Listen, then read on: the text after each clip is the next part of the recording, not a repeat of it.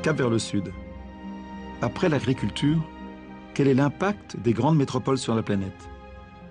Je vous emmène vers Los Angeles, une des villes les plus peuplées du monde. En attendant, je vais survoler un des sites les plus intéressants du continent américain, la faille de San Andreas. J'espère qu'on va pouvoir voir la faille. À cette heure du jour, tout devient beau.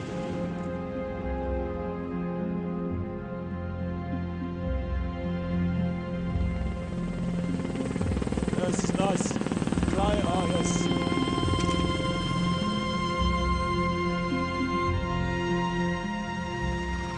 Voilà. La faille de San Andreas avec deux plaques tectoniques qui s'entrechoquent.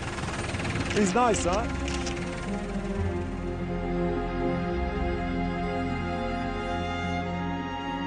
À gauche, vous voyez la plaque américaine et à droite la plaque pacifique. Ces forts sous la terre m'impressionnent. La roche est froissée comme du papier de soie.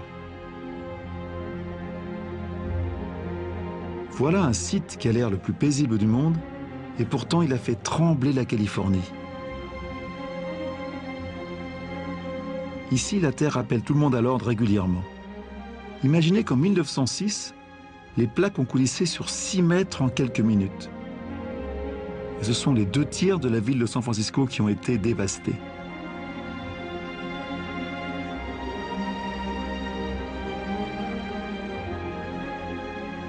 À Los Angeles, la cité des anges, on parle souvent de la possibilité du Big One, le tremblement de terre qui anéantira tout. Pourtant, ça ne dérange personne. La ville ne cesse de s'étendre. 139 habitants en 1820, 16 millions aujourd'hui.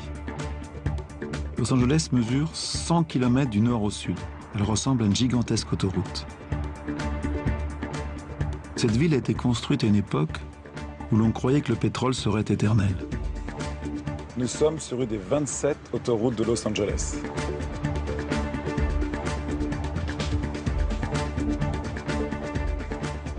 Ici, tous les jours, il y a 8 millions de voitures qui font 160 millions de kilomètres.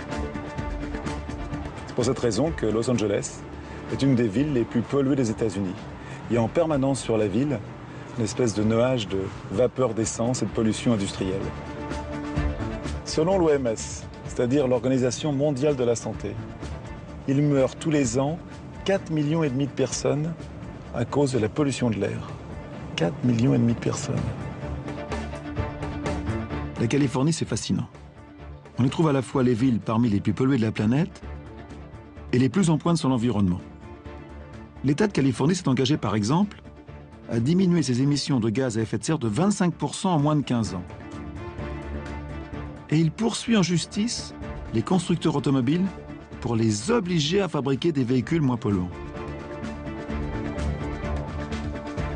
La ville de San Francisco se veut exemplaire. On couvre les bâtiments publics de panneaux solaires.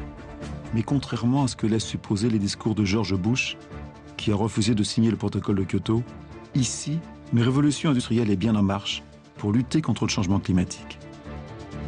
Car les États-Unis sont responsables de 25% des émissions de gaz à effet de serre, alors qu'ils ne représentent que 5% de la population mondiale.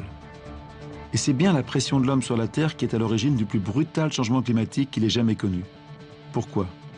Parce que nous avons bouleversé un équilibre indispensable à la vie, l'effet de serre.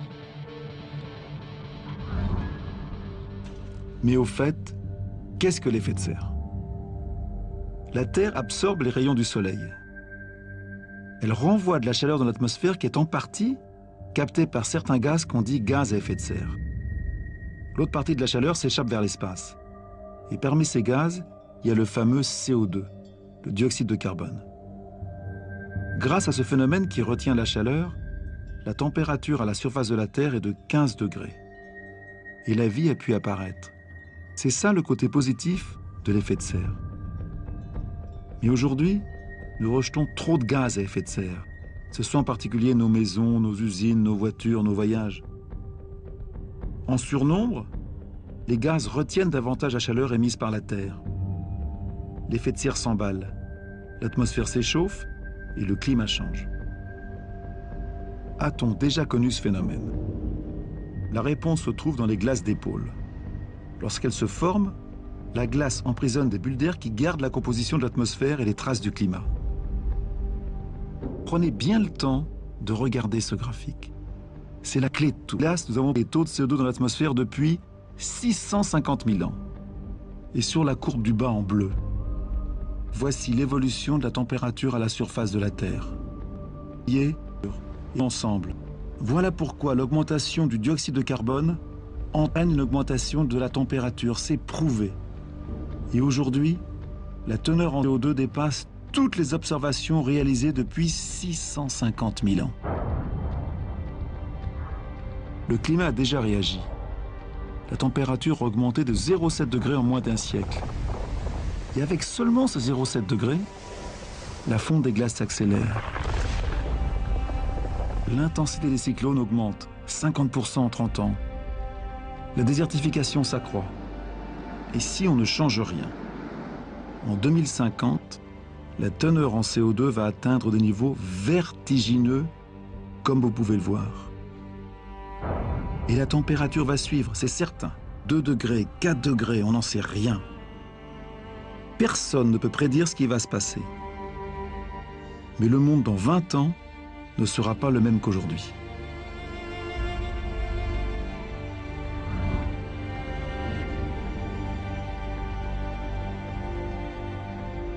Nous n'avons pas beaucoup de temps. Le changement climatique nécessite une réduction urgente de notre consommation d'énergie. Regardez cette marée de lumière. Los Angeles s'étend à perte de vue. Les villes américaines sont 2 fois plus gourmandes en énergie que les villes européennes. Et en plus, à Los Angeles, chaque jour, c'est 9 milliards de litres d'eau qui sont consommés et de 5 à 10 000 tonnes de déchets qui sont rejetés. Sans compter que les villes, partout sur la planète, s'étendent aux dépens des terres fertiles. En 2007, pour la première fois dans l'histoire de l'humanité, plus d'une personne sur 2 vit dans les villes. Aujourd'hui, on est 6 milliards et demi. On va sans doute être jusqu'à 9 milliards, peut-être 12 en 2050.